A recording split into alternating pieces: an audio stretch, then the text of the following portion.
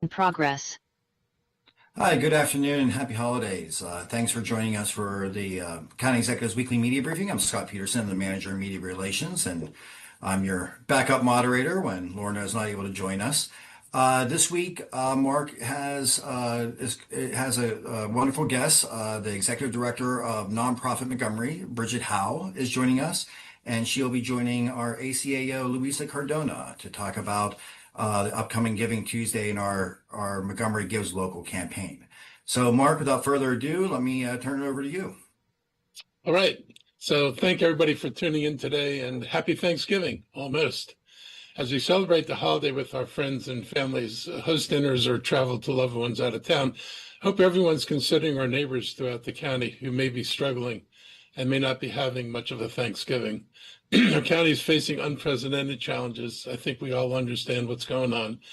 We've been hit harder than anywhere else in the country by federal workforce layoffs and furloughs. The longest federal shutdown in history left thousands of federal employees and contractors without pay and delayed essential programs, including SNAP. An extraordinary pressure is on both our families and on the nonprofits that support them. Next Tuesday is Giving Tuesday, and I encourage all those who can to consider donating to local nonprofit service providers. As we've consistently invested in our community, we've put $23.5 million into food assistance, $62 million into services to end and prevent homelessness, $200 million for our local nonprofits. And in the past month, in a partnership with the County Council, we've invested another $7.75 million in public service support packages. We're doing everything we can, but it's not enough. There are still families in Montgomery County waiting for food or housing help. The mother who isn't sure she can put a Thanksgiving meal on the table. The father who wonders if he's able to place a single present under the tree. The nonprofits that open their doors every morning hoping they'll have enough funding to stay open because they know there's a line of people depending on them. That's why I'm asking our residents to give local, because our nonprofits are carrying a tremendous load. A contribution, no matter the amount, goes farther than before, and financial donations allow nonprofits to stretch every dollar through bulk purchasing and targeted assistance. We talked about this a little bit, and we were talking about the food bank work we were doing. Giving to individual food providers is not quite as effective as providing the money to Manna, which actually buys in bulk for many of them and is able to get lower prices than many of the individuals are able to provide. So supporting Manna is important, but supporting wherever you want to help is important. And that's the key thing, is everybody giving as much as we can give to help people not just get through Thanksgiving, but frankly, we're going to need to do this getting people through the winter and probably beyond. Nonprofit Montgomery recently published a supplement to its State of Nonprofits report focused on the federal impacts on local organizations. They conducted a survey 6 months after Trump's second term began, right after the big ugly bill passed.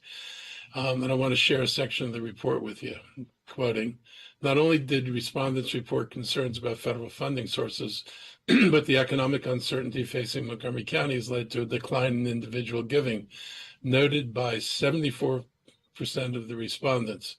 Nearly 2/3 of respondents reported declines in corporate and foundation giving.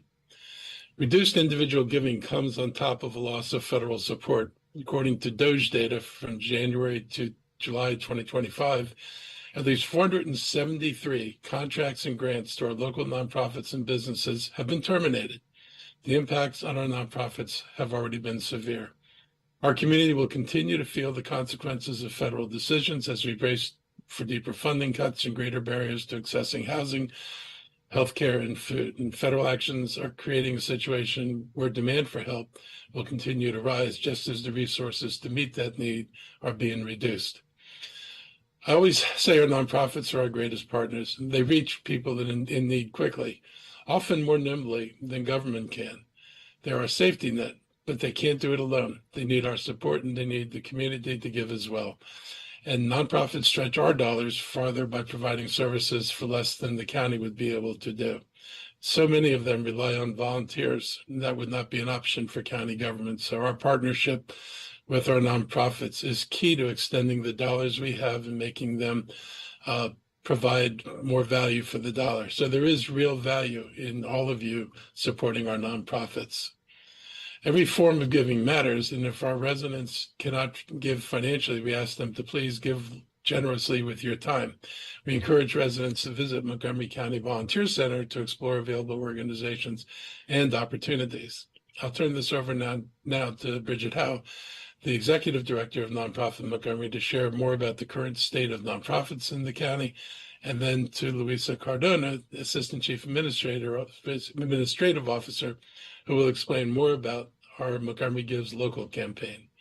So, Bridget and Luisa, this is your show now. Awesome. Thank you very much. First, hello, everyone. I'm Bridget Howe. I'm the Executive Director of Nonprofit Montgomery, and the County Executive took some of my main talking points, but I'm happy to share them again because they're really important to understand. But first, let me introduce us. Nonprofit Montgomery is an alliance of nonprofits that serve Montgomery County, and our more than 200 members have an impact on tens, if not hundreds of thousands of county residents in need. We provide operational support for nonprofits through training and capacity building, but we also research trends and make sure to communicate those to decision makers. And so in this past year, we did invest in a report on the status of the sector. We issued that about it in March 2025, so very early in the new administration, and we had not reflected the impacts of the federal government. So we did the follow-up report, as the county executive said, and we saw really dramatic impacts. He mentioned the number that 74% of nonprofits have seen a decline in individual donations, and that's huge. 2/3 have seen a decrease in that corporate and that foundation support. We also learned that 60% reported that they had clients or staff who've been affected in some way by federal immigration actions. One of the quotes that we used in our report that I think really captures the moment where we are, one of our nonprofit leaders responded, quote, "There is growing uncertainty in the landscape due to impacts on our costs, job losses, general economic uncertainty, and the impact from that on our donations. All the variables in our formula are impacted." And so in this report, we did recommend that policymakers recognize the unique vulnerabilities of the nonprofit sector and choose to invest in its future. And the county executive detailed ways in which the county is doing that, but the county can't do it alone, which is why I'm really glad to be here with Luisa to talk about Giving Tuesday. One thing I did want to also mention is that I was meeting with my colleague Tiffany Turner Allen from nonprofit Prince George's. They're seeing very similar trends over there. And she shared a saying with me, which I think is really suitable, which is we respond to now and we reimagine the next. So the work that we're doing now is going to help us figure out the future of the nonprofit sector. And then finally, during Thanksgiving, again, I just want to express our gratitude to the county for the continued partnership and support of the sector, and to the county residents who give their time and their treasure. Thank you. Thank you, Bridget, for sharing those really important details. As the county executive said, we're embarking on this campaign of Montgomery County Gives Local. We know that Giving Tuesday is coming up. We know that the end of year is a great time where a lot of people consider giving. And right now we're asking our community to really consider the unique vulnerabilities that are facing Montgomery County with federal impacts, with our residents, with our nonprofits, and to give local. So you can go to our volunteer center website, montgomerycounty.gov/volunteer. On that page, you'll see in the home page where you can select how to contribute, and you can filter by the cause that is true to your heart.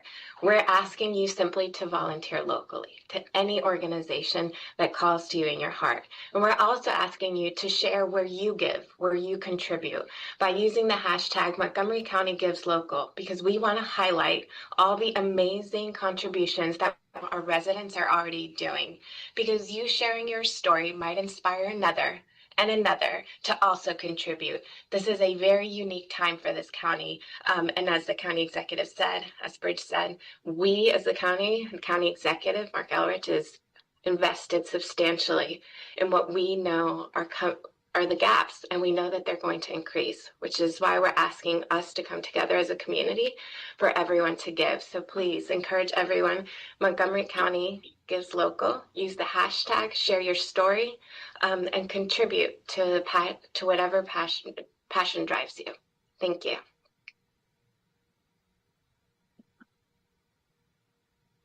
Thanks, Louisa and Bridget. We're going to pause for a moment and get take questions on this issue only before we resume the briefing memo. So we'll take any other questions later in the briefing. But is there any questions from the reporters about the state of our nonprofits and our encouraging of giving this holiday season? Please raise your hand if you have a question, and I will happily. Sorry, Scott, I did forget one thing. I also, if people have questions about where to give, I did want to highlight that Bethesda Magazine has a great 2025 guide to giving that just came out yesterday. If anyone is looking for a little bit more of how and where to give. Oh, that's great. And we'll try to do is put that link in the chat as well for the reporters. There's also links to the Montgomery County Volunteer Center as well as nonprofitmoco.org. All right. Any questions? Looking, I do not see. Oh, there we go. Shioli, Jacoby, question? Hi, yeah, just a quick clarifying question. Wanted to see, when you say this is a new initiative, are you saying like new this year, or have you done this for past Thanksgiving seasons? So for past Thanksgiving seasons, we have encouraged Amplified Giving Tuesday. This year, we don't anticipate that, as the county executive mentioned, this is going to go on likely much beyond the winter season, the holiday season. So for us, this is going to be likely something that will extend beyond this holiday season. So while we typically do this around Thanksgiving, we know that the needs are probably going to increase. So this will be a longer campaign. Thank you. Thank you, Shioli. Any other questions? And thank you so much for reminding us that, sometimes when we have new reporters, we have to kind of reset the clock for everybody. So thanks, Shioli, for that question. Well, I think if there's no other questions on this issue, please let me or Louisa or Bridget know after the fact if you want to do any follow-ups. We're happy to accommodate, and we do hope everyone reports and encourages Giving Tuesday throughout the holiday season, and as Louisa noted, and beyond. Mark, back to you. All right. So last Friday, I traveled to AstraZeneca's manufacturing facility in Frederick, where I joined AstraZeneca's CEO, Pascal Soriot, and Governor Wes Moore and Frederick County Executive Jessica Fitzwater and Representative April McLean Delaney to announce AstraZeneca's decision to invest $2 billion more here in Maryland. This investment includes the construction of a new state-of-the-art facility in Gaithersburg and a significant expansion of its flagship biologics manufacturing facility in Frederick. As Governor Moore noted in his remarks, this is the largest private sector investment in our state in the last 10 years.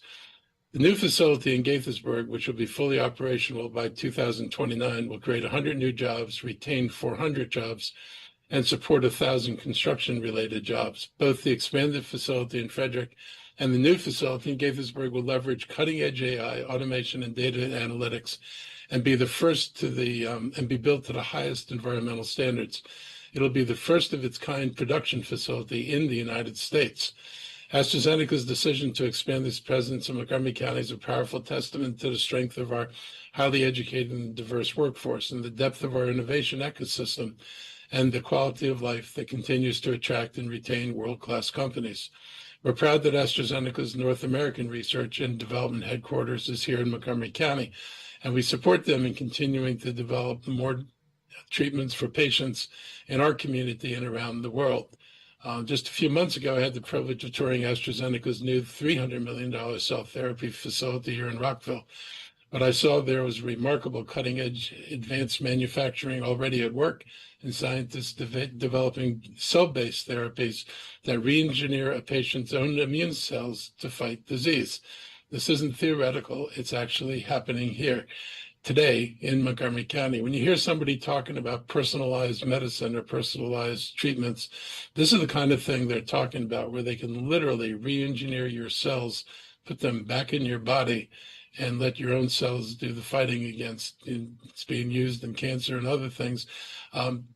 This is a big deal in science. It's leading to a new era of how people are treated for their illnesses, and personalized medicine is something we're going to be hearing a lot more of. It would be nice if the president actually supported that and would support the research that's been the backbone of that. But that's not the moment we're in now.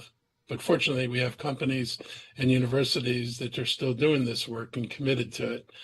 AstraZeneca represents the kind of partner that we value, a multinational leader that understands the importance of talent, innovation, and community. We're proud of its workforce here in the county, proud of the scientists, researchers, and engineers and professionals whose work is changing patients' lives across the world. And I want to thank AstraZeneca for their continued confidence in our county's talented workforce. We look forward to supporting your growth for many years to come. On another nice news on economic development and progress, yesterday we had a press conference in Gaithersburg on our new transit center at the old Lake Forest Mall site, and it received a lot of coverage and positive feedback. Lake Forest Mall opened in 1978, closed in 2023. It was the largest mall in the county for some time and was a well-known community gathering spot for shopping and dining for 45 years. The mall site is now being transformed, as you can see by this picture here, by WRS, a developer from South Carolina, into a mixed-use development that will support residential housing, entertainment, shopping, and public gathering spaces. Under the first phase of the agreement, WRS will prepare nearly 2 acres of land for construction, including filling in a drainage pond and grading the site, ensuring that it's build ready. When it's build ready, the new transit center will go there. In the meantime, during construction phase, the existing transit center in the mall will continue to operate. The new center will serve 8 ride-on bus routes that currently use the existing transit center, as well as the planned Maryland 355 Flash BRT corridor. You can see the map of the corridor to get an idea of the extent of the system. Building this transit center is critical to this redevelopment process and our forthcoming BRT system. My work on BRT began in 2008, but we've not had the money to appropriately plan it out and design what we're now finalizing. The idea is to provide a way to better connect our county that is not reliant on rail or more lanes for cars. If you think about it, Metro's Red Line is a great way to get in and out of Montgomery County and is set for those working in DC. That was the original purpose of it. As we think about how we can grow and expand our economy, we have to think about how we can more easily and conveniently move around the county. And if you take a minute and just look at the map, you get a sense of all the communities that will be interconnected by the BRT eventually. And what you don't see here is the reconfiguration of Ride-On, which will go to focusing more on the neighborhoods surrounding these stops and feeding people to these main lines, which do the bulk of the transit in the county. This would be a big change for the county because the ride-on system currently does a lot of twisting, turning, and riding through neighborhoods to pick up all the people it needs to pick up, with no ability to transfer them to a bus that does the long distance trip. This will enable us to make better use of the ride-on system and to tailor its use to getting people from the neighborhoods out to the main lines. And the main lines will provide rapid, regular service to major job destinations in the county. Building this transit center is critical to the redevelopment process and our forthcoming BRT system. We've gone from our initial flash bus route on US 29 to designing 5 more routes along 355, Freers Mill Road, New Hampshire Avenue, and North Bethesda, and an extension of the Route 29 line. Howard County has already agreed to participate. They'll be buying buses and providing stations, and now when it's done, it will run from Columbia down 29, and that's been a major choke point for traffic because of so much Howard County traffic coming down 29 to jobs in the county and in the district. This should make a difference in people coming down here and getting more people off the road. 3 of those lines will intersect at Wheaton and North Bethesda metro stations, and there are hospitals, college campuses, and countless businesses on these premium bus routes. And when we build it out completely, there will be largely dedicated bus lanes to ensure that there's an advantage to taking Flash. The new Lake Forest Transit Center will be an important stop on the 355 BRT route, and we'll continue to update you on the progress in Gaithersburg. This Saturday is Small Business Saturday, November 29th, and we'll be asking folks to give locally this holiday season. We also want you to shop locally. This coming Saturday is the annual Small Business Saturday, and supporting small businesses matters. Studies show that for every dollar spent locally, 67 cents stays within our county. It's not true with other spending. According to the PwC survey from September, U.S. consumers plan to spend 5% less on seasonal spending compared to 2024, the biggest drop in 5 years. The survey also found there's going to be an 11% drop in average gift spend and a 23% drop in holiday spend from Gen Z people. This reduction in spending could have a profound impact, negative one, on all of our retail businesses and an even greater impact on our local small businesses. For many small businesses, particularly those in retail and dining, the holiday season provides a disproportionately large share of their annual revenues and profits, and they count on a strong holiday season to buffer them from lower sales outside of the holidays. So your support for small businesses now is really important if we want them to be there to continue to serve us next year. To make shopping locally even easier, we will be offering free parking in county-owned garages and lots on Small Business Saturday, November 29th, and again on Super Saturday, December 20th, one of the busiest shopping days of the year. Please note that parking at on-street meters is not free, and we will still enforce it. We hope the free parking in the garages will help encourage residents to explore our local businesses, enjoy everything Montgomery County has to offer, and there's a lot here. I want to give you some holiday safety tips. We have great holidays and they're great for celebrations, but sometimes things go wrong, and there are ways to make your holidays safer. I'd like to extend my appreciation to all county employees, including our first responders and transportation officials who work during the holiday away from their families to ensure our safety. The Thanksgiving holiday is the busiest day of the year for home cooking fires. Our fire department is reminding residents that unattended cooking is the leading cause of residential fires, and we're asking residents to please cook their Thanksgiving meal with as few distractions as possible. Please stay in the kitchen when using the stovetop and use a timer. When you must leave the kitchen, even for a short time, turn off the stove. Keep anything that can catch fire at least 3 feet away from the toaster and or the stove or other heat sources. And this includes pot holders, food packaging, dish towels, paper and plastic bags, etc. And if you're doing a turkey and you're doing it in the deep fry method this year, please be especially careful. Those can be really dangerous. The fires can be really severe, and the oil can be really harming to you. You know, aside from the fire, getting hit with the splash of hot oil can really do damage to you. So if you're doing a turkey that way, be extra careful. We also want to remind everyone to be mindful of driving impaired during the holiday events and gatherings. You should actually be mindful of driving impaired all the time, but especially during this season when we know a lot of people are out and they're celebrating. Montgomery County Department of Transportation and the Montgomery County Police Department are warning residents, please plan ahead and not drive if they choose to celebrate with alcohol or have used cannabis. MCBD has activated a holiday alcohol task force to detect impaired drivers. There will be sobriety checkpoints and the saturation patrols in advance of Thanksgiving that will end after New Year's.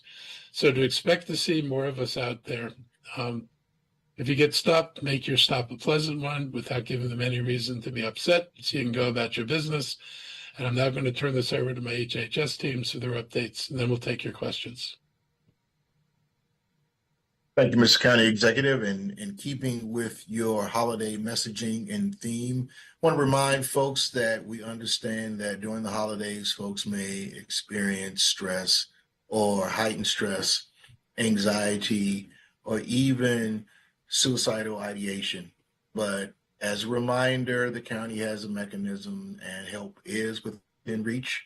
we have our 988 crisis support number, as well as our crisis center, where we have folks available 24 hours a day, 7 days a week. That number is 240-777-4000. If you or someone you know is in need, or a loved one, please share that information with them, because we want to keep all our residents safe during the holidays. That's all I have. Dr. Ashford, I'll turn it over to you now. Thank you, Dr. Bridgers. We hope everyone has a great holiday weekend. That means friends, family, togetherness. And this is your friendly public health reminder that if you are sick, either before or after your festivities, remember to please stay home, rest, and return to normal activities 24 hours after the significant improvement of your symptoms and or the reduction of a fever. So that is it. Thank you.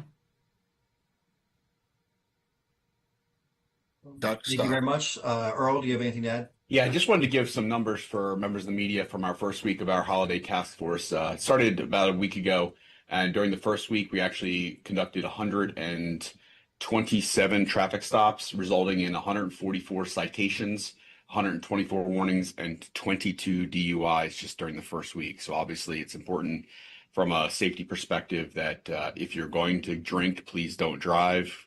Plan ahead, as County Executive noted. We have available Uber and Lyft and other rideshare services that will take you to your destination safely without you risking either getting a citation or even greater risk causing serious harm or a fatality in our community. So please do avail yourselves of those opportunities. Otherwise, the Montgomery County Police Department, the Maryland State Police, and others in that partnership will be out there conducting sobriety checkpoints to make sure that you're driving safely. Thank you, Dr. Stoddard, Dr. Ashford, Dr. Bridgers. All right, we'll now go to general questions or questions about anything that we just shared with. Please, if you have a question as a member of the media, put up your hand and I will call on you. Miriam Shazad, MCM, go ahead. Happy holidays, Miriam. Happy holidays. Thanks. Good afternoon.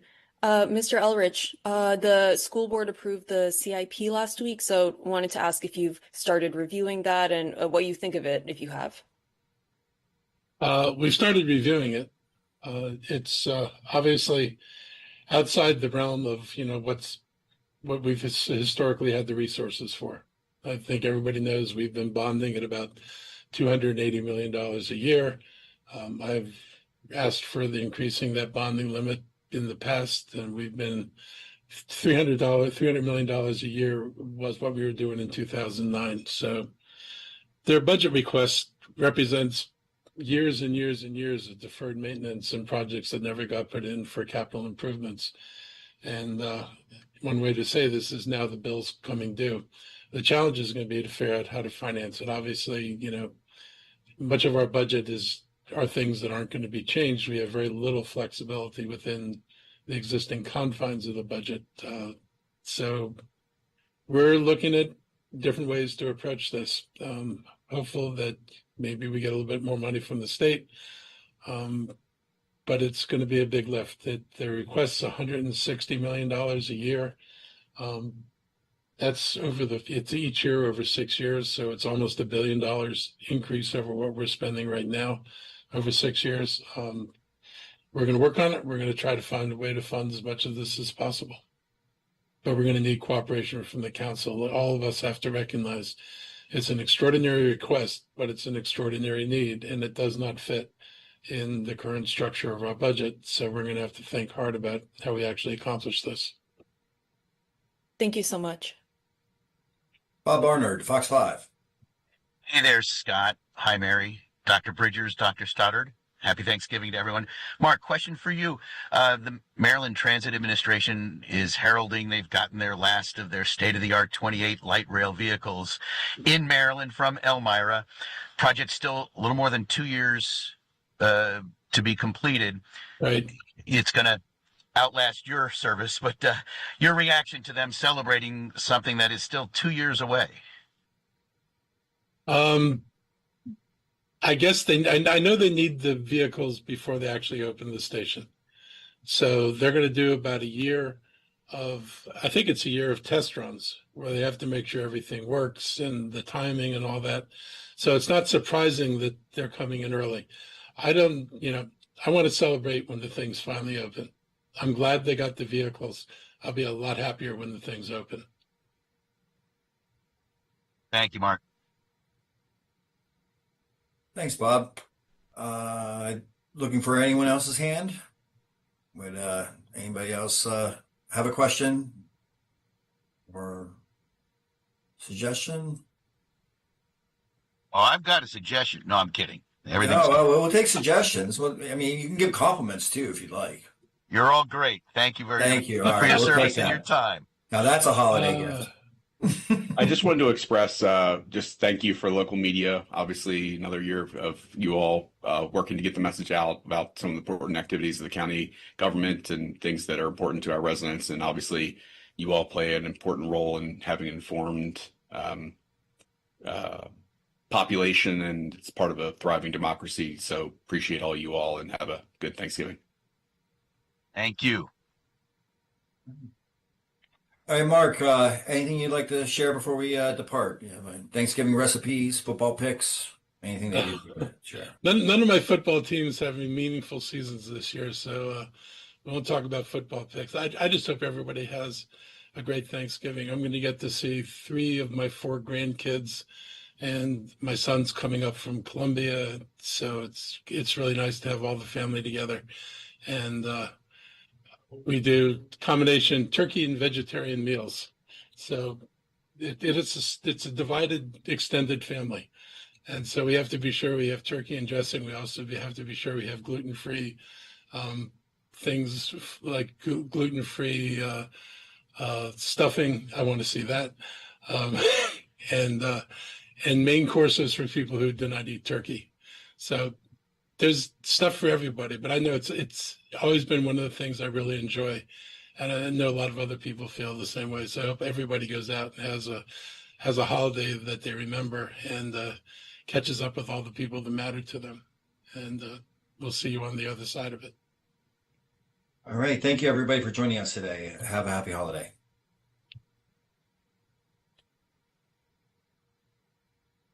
De toda la temporada con todas las luces que puedes ir a ver. Muchísimas gracias, María. La verdad que yo no me lo voy a perder.